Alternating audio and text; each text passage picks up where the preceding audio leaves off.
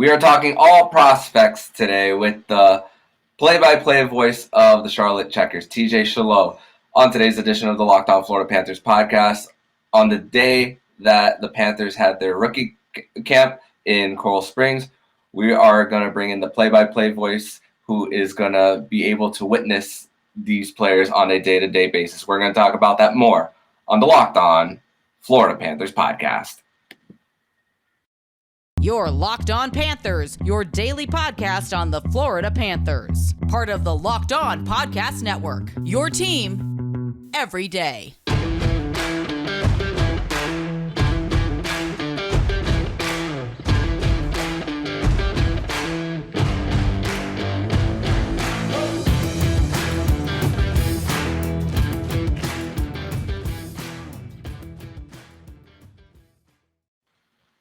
And welcome into this Thursday, September 15th edition of the Locked On Florida Panthers podcast, part of the Locked On Podcast Network. We're to your team every day.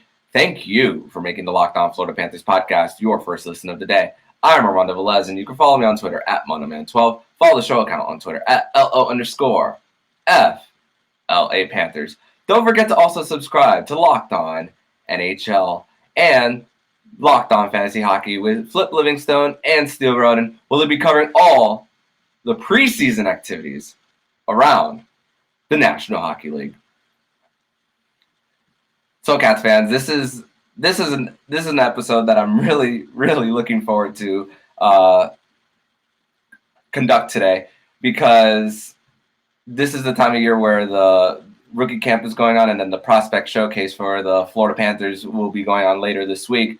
Last year it was in Wesley Chapel in the Tampa area. Now it's going to be in Raleigh, North Carolina. And of course, geographically, with the Florida Panthers being with their AHL affiliate in Charlotte and the prospect showcase going there and the person who sees them every day, it is a great opportunity for me to bring in the play-by-play voice of the Charlotte Checkers, TJ Chillot. TJ, welcome to the show. Great to have you. Armando, thanks for letting me come on and talk some Checkers hockey with you. Absolutely, thank you so much for coming on. And I gotta ask you, what were your biggest takeaways from the Charlotte Checkers last season? As you know, there was a lot of up and down with the roster as far as like who was being sent down from the Panthers, and of course COVID happening with the shuffling of the schedule. And then, of course, big trades and scouts being at games. What was your biggest takeaway from the previous season with the Checkers? You know, it was my first year with the Charlotte Checkers last year. So as I was kind of learning the ropes and I was going through the ups and the downs of figuring out everything about the American Hockey League and how I run the broadcast and things like that, it was also the first year, obviously, with the Checkers being affiliated with the Florida Panthers after not playing for an entire season. The Checkers were dormant during that 2019-20 season. They were one of the handful of teams that opted out of the American Hockey League season. So not only do you have an entire year where they did not play in Charlotte, but to come out under a new affiliation the very next year with a dual affiliation. You got to remember, Seattle Kraken also shared Charlotte as their AHL affiliate last year. So I think the thing that really stuck out, if I had to boil it down just to one point, it was how amazing the synergy with that team was, considering all of those factors. The first year with a new affiliate, a dual affiliation, the fact that they didn't play the year before, there were so many moving parts added on to the normal AHL moving parts that you talk to, players going up and down, injuries, trades, shuffling, all of that stuff. So the one thing that really surprised me and that I was really honestly proud to say that I work for the Charlotte Checkers, and I could say, hey, not only did we win the division last year, but we did it with all of these other outlying factors. And it really speaks volumes to the leadership in that locker room, to the leadership on the coaching staff as well, to get all those guys moving in the right direction and have such a good season. Yeah, and let's mention Geordie Kinnear as well for the Charlotte Checkers. Has been with the organization with the Panthers since they were in Springfield since 2017, goes through the affiliate change. This is the second year. That was the second year in a row that the Florida Panthers affiliate was sharing with another, with them sharing with the Tampa Bay Lightning and the Syracuse Crunch in the 2021 season as well. So Well, it's been a difficult ride for this Panthers organization as well. That's for sure. And for as far as play as far as the everyday and seeing certain players and players that are no longer here, I want to go to someone like Cole Schwitt, who was part of the Mackenzie Weegar, Jonathan Huberdeau deal to bring Matthew Tkachuk to the Florida Panthers. Had a great season in Charlotte last year. What are you going to miss most about Cole Schwitt? I think Cole was one of those emerging rookies last year. He was at the top of almost every category in terms of rookies. He led the team in rookie goals with 16. He was second on the team in rookie assists with 21. So he was a budding, emerging main player. And whether or not he would have been in Florida this year, if he could have made the roster out of training camp, or if he was going to start in Charlotte and really be one of the marquee guys, well, we'll never really know now after that trade. But I honestly penciled him in as a bubble guy, as I'm doing my play-by-play prep before the trade. And I'm sitting here thinking, okay, who might be on this roster next year? I'm sitting there going, well, if Cole Schwitt is here, he's going to be a big player. This is a guy that the cream's rising to the top, and he's going to be a top 6 guy. And head coach Geordie Kinnear loved the way he played. He was so gritty. And head coach Kinnear, he loves those guys that are gritty, who are determined, but yet they know how to have fun. And that's exactly what Cole Schwitt was. He was a guy that went out there. He could play in every single scenario. We saw him score shorthanded. We saw him score on the power play. He was one of the guys 5-on-5 that had the best plus minus in all of the American Hockey League, just 5-on-5. He was constantly contributing. So Cole Schwitt is certainly a piece that Calgary and their entire system is going to be very happy to have as part of that trade. And it just opens up another spot on this team for someone who might have been with the Checkers last year, or maybe it's one of these guys that's out there at the prospect tournament coming up this weekend that really emerges and maybe slides into what we can call the Cole Schwitt role from last year and kind of take up his mantle. Yeah, and with the Anthony Duclair injury, right even before the trade happened, I was thinking that Cole Schwitt was going to be a bubble player as well, thinking that he was going to get an opportunity for the Panthers as well, at least in the beginning of the season. But one of the most interesting players for the Checkers, who had an injury-plagued season last year in Gregor Denisenko, he's going to be another player who has a lot of eyes on him this upcoming training camp for the Panthers. I think that there's a chance that he doesn't start the year in Charlotte. It's certainly going to depend, I think, on how his rehab went over the offseason and how much working out he got to do overseas and things along those lines.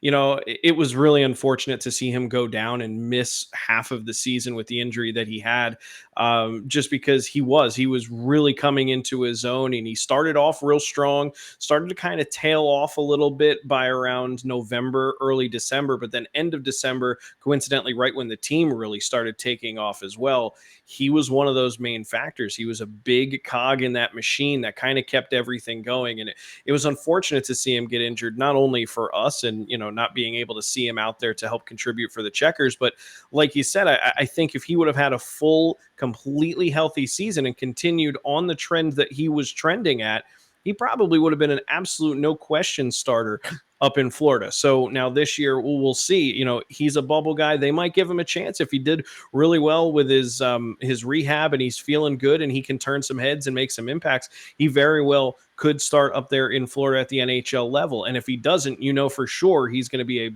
big, big piece to the offensive puzzle down here to start the season in the American League.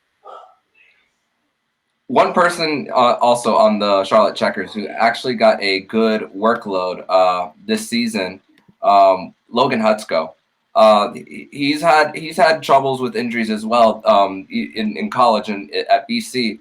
But for his first year in the American Hockey League, playing 71 games as well. And this is a guy that was considered that a lot of people thought that he slipped in the draft based on his previous injuries. What was your impression on Logan Hutzko's first year in the A? Logan Hutzko started out with a bang. He was one of the guys that was right there in the paint and making the best of his opportunities. And really, when you talk about the rookies last year, we mentioned Cole Schwint leading in goals, but it was Logan Hutzko who led the team in assists. He had 28 assists, so he's turning into a little bit of a playmaker. And the one thing that you can accredit that to is his vision on the ice, despite being a smaller guy. And I think that kind of lends itself to maybe his injury history. He's a little bit on the small side, kind of takes some bumps and bruises. He gets thrown into the boards pretty good now at this American Hockey League level, but he's able to see past that, and he's able to see the whole ice and make some plays. Despite the fact that he struggled scoring towards the end of the year last year, he was still consistently there to dish off a pass, to find a guy, to find an open patch of ice, and ultimately the puck was in the back of the net, and he had big contributions in that way. So I'm really looking forward this year to seeing him kind of build off of the first half of last year. I'd love to see him find that goal scoring touch that we saw glimpses of in the first half of that season. But at the same time, and maybe I'm asking for too much, I'd love to see him keep that playmaker ability that he has. And, I don't want to see him sacrifice. He had 28 assists last season. I don't want to see him fall down to 5 assists and end up with, 25 goals, although I'm sure he wouldn't mind that stat line at all. But I'd love to see him become a very well-rounded offensive attacker, both getting the goals and getting the assists. But Logan Hutzko, with that smaller frame, he's sneaky. He gets in behind the defenseman and they almost forget that he's there. And he has a good amount of speed too. So, if he gets kind of caught behind a play, if he needs to forecheck and get up there, he can. He's just got to turn on the jets and go do it. Another player I want to talk about is Spencer Knight. Spencer Knight was mostly sent down the first time in December. Struggled a little bit on the NHL level. That was really the beginning of the Omicron variant of COVID spreading, and of course NHL rosters and AHL rosters being as depleted as they were. And then immediately as he was sent down to Charlotte, struggled a little bit right out of the gate. But the final numbers for Spencer Knight in those 11 games that he played, it might say 295 GAA and a 905 save percentage, but I think based on how it started, I think those numbers can be a little skewed, and I want to look more about towards the middle of Spencer Knight, how he did in those games, especially bouncing back against the Bridgeport Islanders, who he faced multiple times. So. What were your impressions of Spencer Knight during his little time there? Well, I can tell you this, that the team on the whole only had 3 shutouts all season long, and 2 of them belonged to Spencer Knight. So that goes to tell you what kind of performance. And one of them was against Syracuse. I remember it like it was yesterday.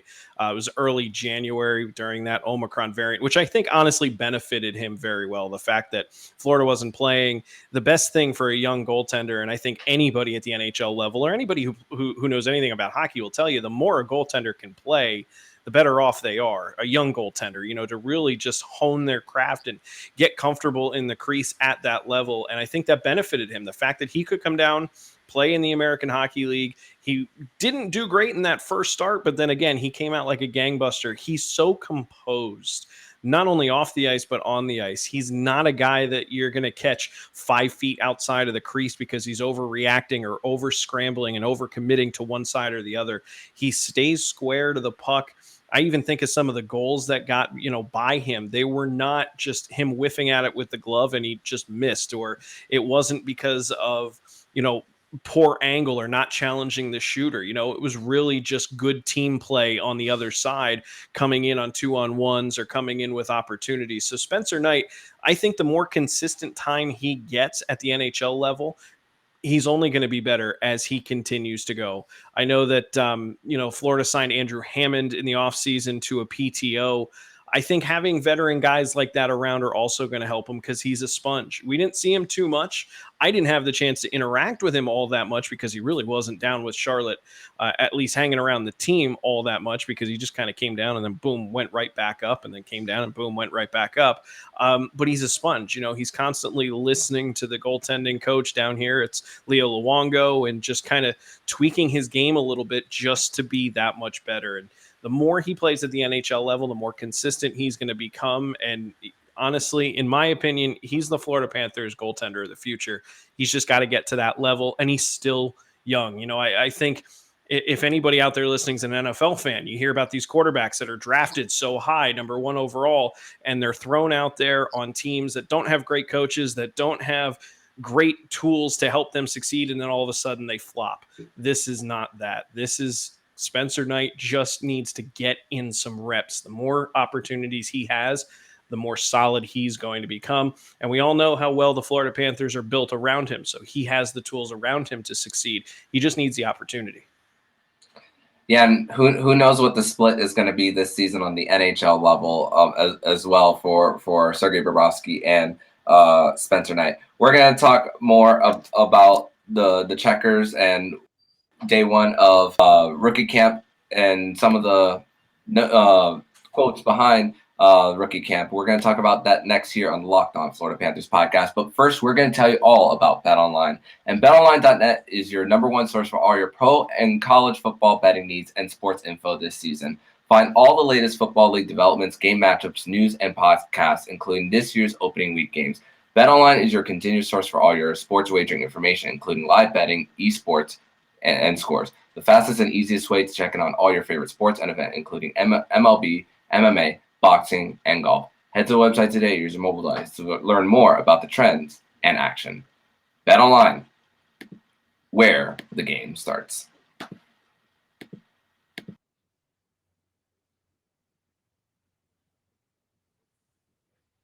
Thursday edition of the Locked On Florida Panthers podcast. I have Charlotte Checkers play-by-play voice TJ Chillot here on the show, and Wednesday was day one of the rookie camp for the Florida Panthers, and one person that was spoken about was Justin Sordiff, who is going to be a newcomer for the Charlotte Checkers this year after playing in the WHL last season for Vancouver and Edmonton, and playing one game in the first edition of the World Juniors. Didn't play in the second after getting an injury in the development camp, and he was asked about his health, and he said he's 100% health-wise. He's all good, he says. So this is a player. I think this is the player that I'm one of the newcomers that I'm looking forward to most. What are your thoughts on Justin Sordiff coming in his first year in Charlotte? Yeah, just listening to head coach Geordie Kinnear down there in Florida, down there in Raleigh today. You know, Sordiff is a guy he's very excited about. You could see him light up just a little bit. He's a gritty guy. He's determined. He had a good day today, from my understanding. He put a couple pucks in the back of the net, so he made a real good showing. And I know the team is just as excited as I'm sure Justin is to get him here to the American Hockey League and see him bloom. But I think he's going to be one of those pieces. You know, there's not a lot of rookies coming in that you can kind of, I don't want to call him a blue chip rookie, but he's the kind of guy that you put your bookmark on and you go, that's the kind of guy that I want to watch, similar to what a Cole Schwint was last year. He's kind of got that same kind of, I don't want to call it pressure, but importance to this team, because any good American Hockey League team has a great balance of veteran players and the up-and-comers. And Sordiff is really the up-and-comer of the up-and-comers of guys that aren't already here in Charlotte. And speaking of veterans, we have the Charlotte Checkers have a few older guys being part of the team. Of course, Zach Dalpe, the captain, he was on the team last season. There a lot of great things have been said about Zach Dalpe, but also some of the other players who are gonna be here for the first time. Alex Lyon, who won a Calder Cup championship with the Chicago Wolves, and then you have a few players like Anthony Botetto and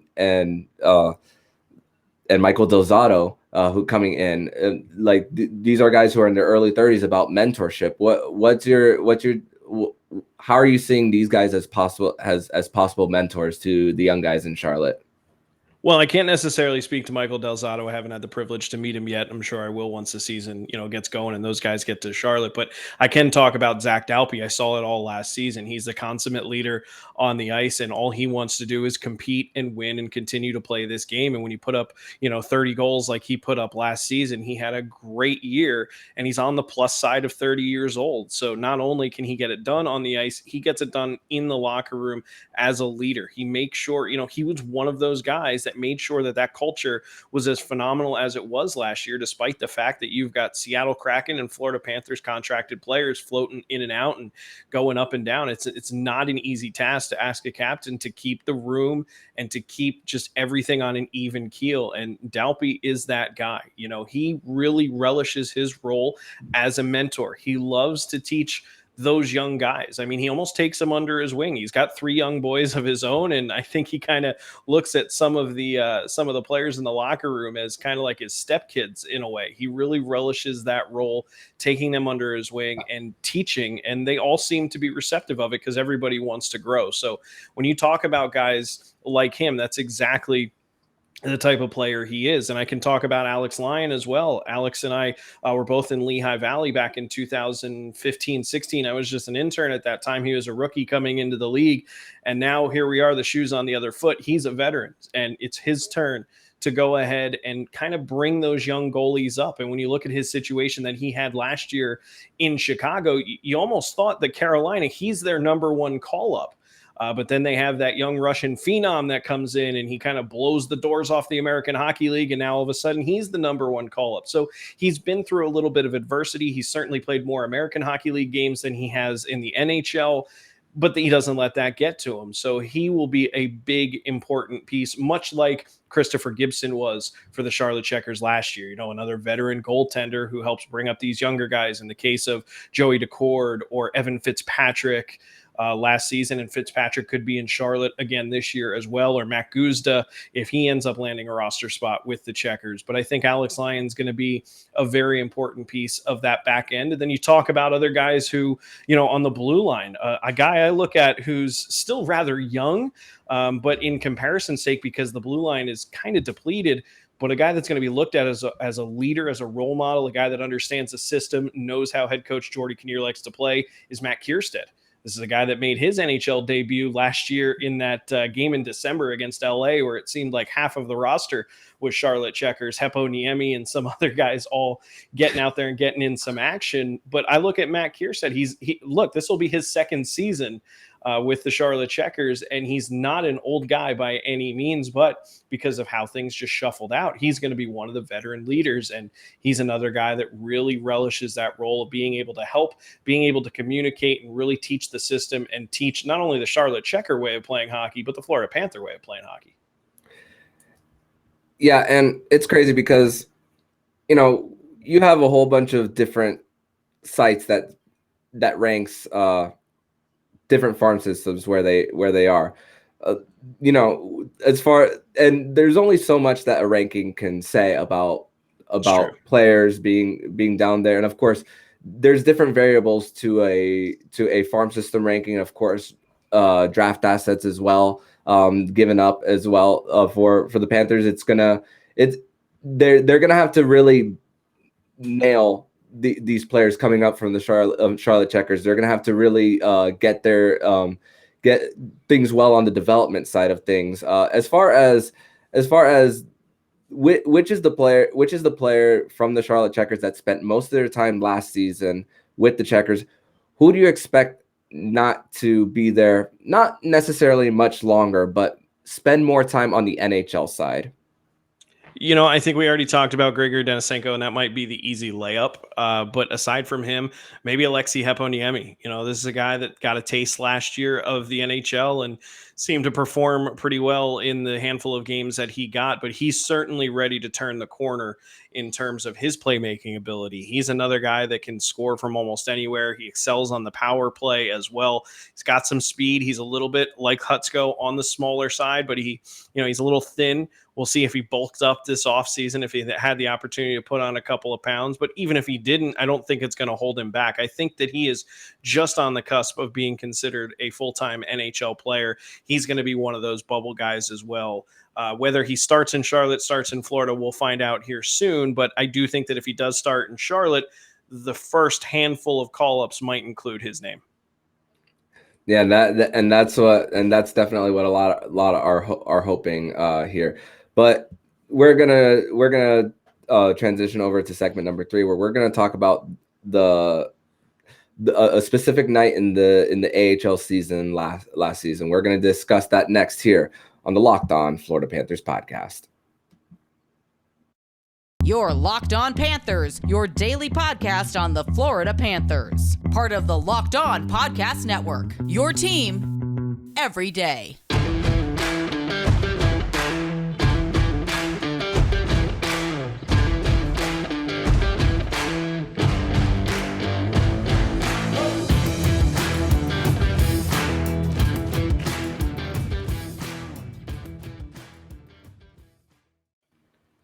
We're back here on the Locked On Florida Panthers podcast here on a Thursday, September 15th edition. I'm Armando Velez. I got TJ Chillot here, play-by-play voice of the Charlotte Checkers.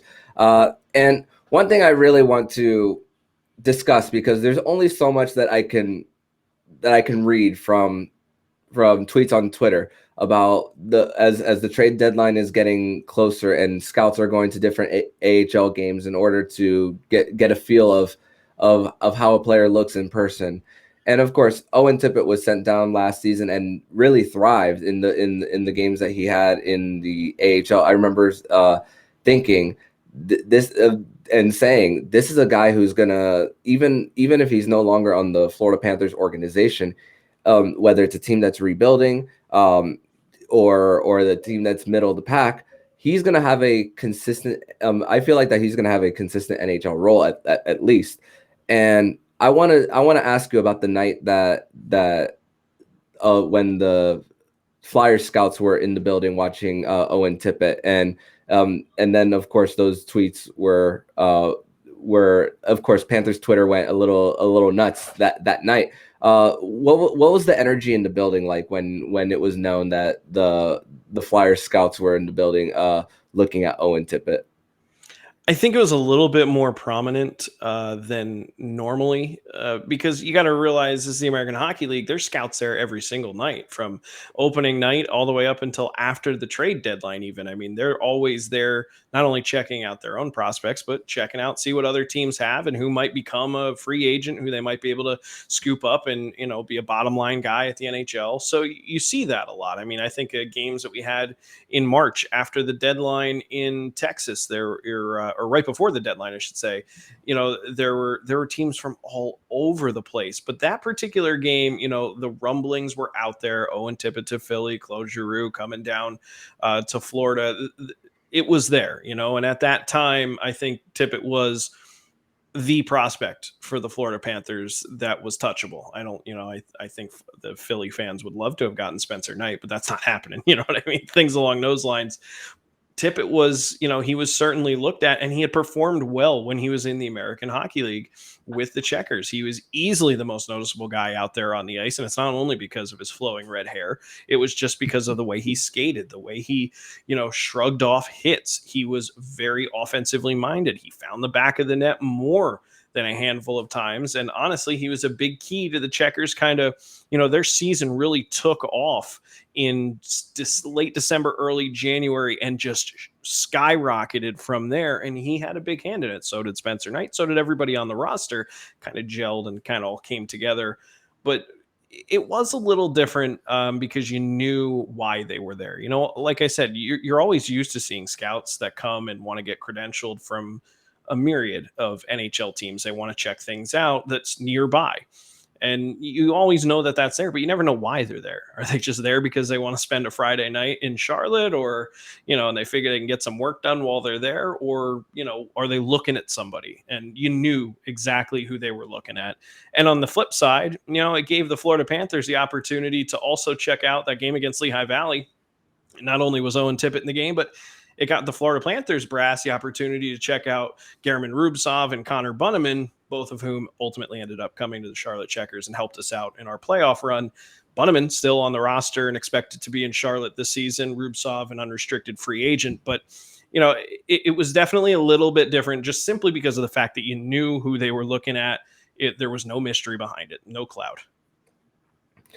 Yeah, and of course, apparently it was known for weeks that of course Claude Giroux, using his leverage, that the the ball was in Philly's hands really to like look at who they want really at that time. The Panthers had all the leverage at that point during the trade. I also want to get into the postseason for the Charlotte Checkers. Of course, get a first round bye and end up losing to their old affiliate in the Springfield Thunderbirds. Talk about really the playoff run that was for the Checkers, defeating the Bridgeport Islanders as well before being bounced out in round 3. It was certainly unique, having that first round bye we had the same questions as a lot of teams have when it's a 7-game series and one team sweeps in 4 and the other team goes to 7. Is there going to be that team that swept in 4? Is there going to be rust? Are they going to be a little sluggish? Are they going to be slow off the blocks to start? So we were a little worried about that going into Bridgeport, a team that played us very tough all season long. I mean, when I look at our records against Bridgeport, I think we split the season 4-4 against the Islanders. So it was, even though Bridgeport came in and they were a lower seed, they had the momentum after knocking off Hershey, I believe, in the series beforehand. They've got a lot of momentum. We've been kind of sitting stagnant, for a good week and a half, 2 weeks, having not played. The one good thing for us is we clinched the division on our final game that we played. So we did have a little bit of momentum riding right into that bye. So you kind of look at it and hope that it could last to get you all the way through the bye. It's not like they clinched a month out and they were just riding the waves, hanging out up top, and then went into the bye week. So we did have a lot of questions about, what that series would look like, but the Checkers turned it on. And that series looked a lot different in my eyes than any of the regular season games between Bridgeport and Charlotte, simply because the Checkers, they came to play. Not saying that they didn't during the regular season, but you could tell there was just an added intensity in those playoffs, and their talent started to rise to the top. They started to really find open patches of ice. They were playing to the game plan the way that they were supposed to. They really minimized mistakes, and they did away with Bridgeport with relative ease. I mean, they did, make it a little bit interesting there. It was a 3-game series, ended up coming back to Charlotte for 1 game, and Checkers ended up getting that victory. But then when you went into Springfield, that was a matchup that was very reminiscent of the games against the Thunderbirds during the regular season. Springfield was a very difficult team for Charlotte all year long. At the beginning, Springfield was a very strong team, and Charlotte was still trying to find their way, the dual affiliation and find their identity, first year of Florida, blah, blah, blah, all that stuff. It takes time before you can gel and really get moving forward. Springfield, they were hot off the blocks right out of the gate. So they did away with Charlotte relatively easy in the first 2 months. But then again, when the Checkers season started to take off, that late December time period that I keep talking about, I was really excited to see them play Springfield, because I was like, okay, now it's a fair fight. Now we've got 2 teams, both head of steam, rolling in the right direction. I want to see what ends up happening. I think they ended up splitting those, but the Checkers did end up losing the season series to Springfield. I think 2-4-1-1, if my memory serves me correctly.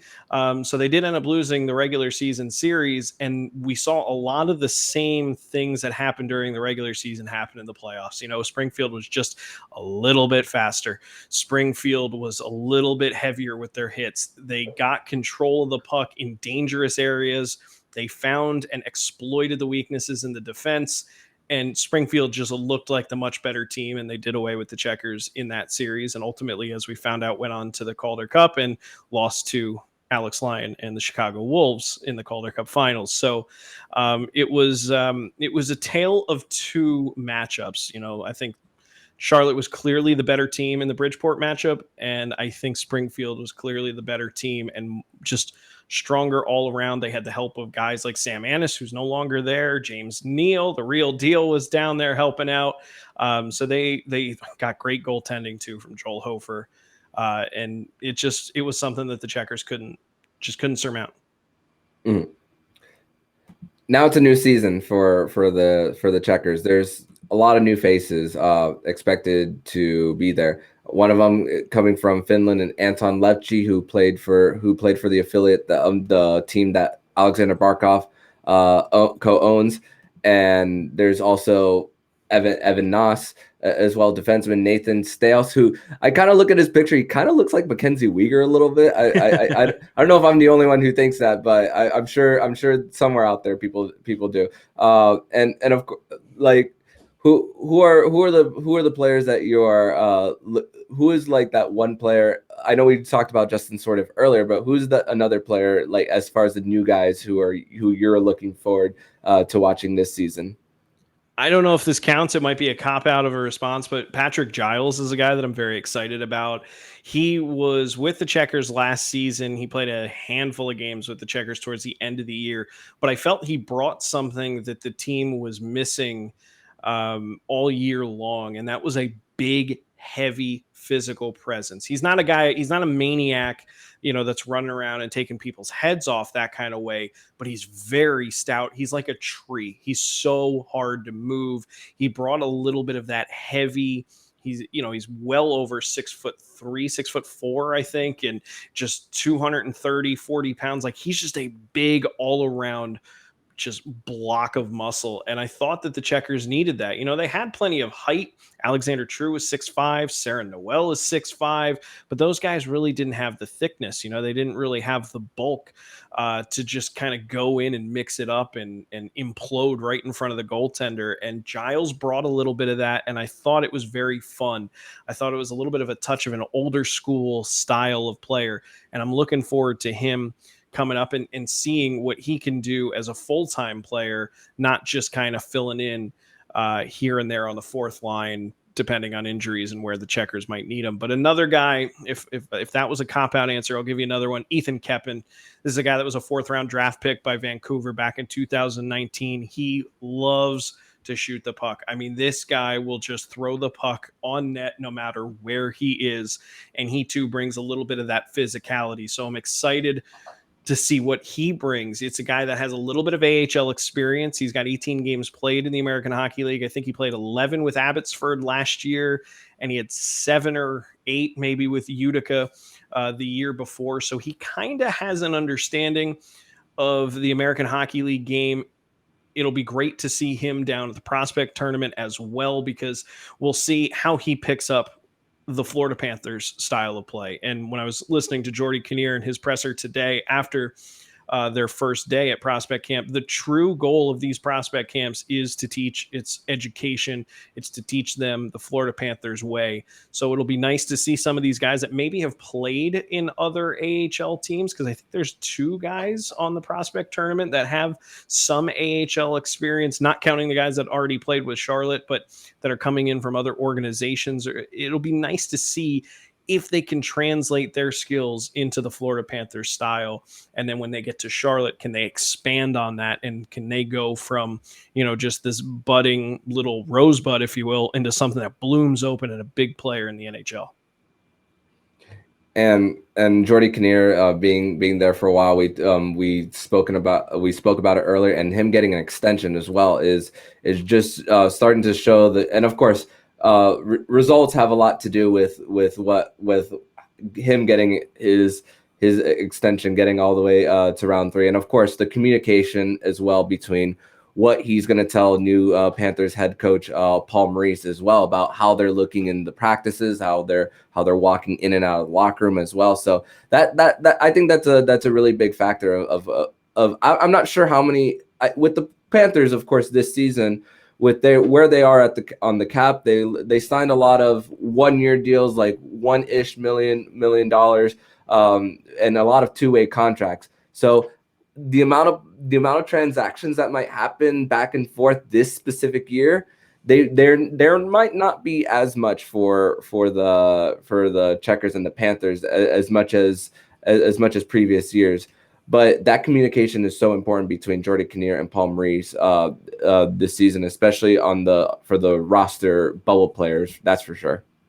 Yeah, and I think at the American Hockey League level, it's even more important that you have consistency sometimes, especially at the head coaching position, than you do at the NHL sometimes. Because I think by the time that most of those guys get to the NHL, yeah, they always still want to get better, and they might have a little bit more room for improvement, but they certainly don't have the room for improvement that some of these raw guys have down at the American Hockey League level. And sometimes a guy could come in so raw, it really depends on what team they land with in the AHL that could determine if they're going to be an NHL player or not. I mean, it goes back to my football analogy where I talk about, these quarterbacks that get drafted really high. If they're on a team that has no weapons to help them succeed, they could fizzle out and we'll never hear from them again. But if they would have gotten drafted by another team that, had the coaching and had the support staff, they could be, the next Tom Brady. If he would have, gone to any other team, would he have been the Tom Brady of Tom Brady's that we know? And I think the same thing could be said at the American Hockey League level with your coach. And that consistency, I think Florida recognizes that. They also recognize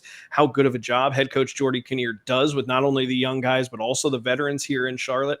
And I think we saw that by way of that extension that they offered head coach Kinnear. And it's just one of those things where they want to keep that consistency. There's good communication there. And all of the guys that seemingly have been going up to Florida, they look ready, in the sense that at least they are intelligent enough and educated enough about the Florida Panthers style of hockey and how they want to play the game.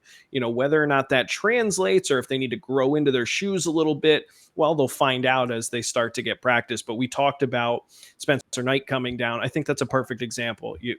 Spencer Knight, they had no problem sending down here knowing head coach Kinnear, Leo Luongo, the goaltending coach, they work with him and they're going to make sure that when he does go back up to the NHL, he is ready. At least educationally, he knows the right thing to do. Whether or not he does it, that's going to depend on talent to a certain extent and depend on his teammates and how well he practices and things like that. But it really is that consistency in the American Hockey League head coaching position. It's not something that you constantly want to turn over year after year after year, because it's only going to hurt you down the line. It's only going to hurt the pipeline.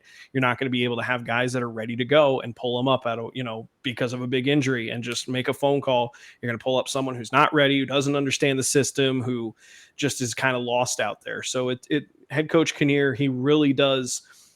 The way he coaches the guys, he's hard-nosed. He doesn't no nonsense from anybody, but he'll be the first one. If you do a good job, he'll be the first one to tell you.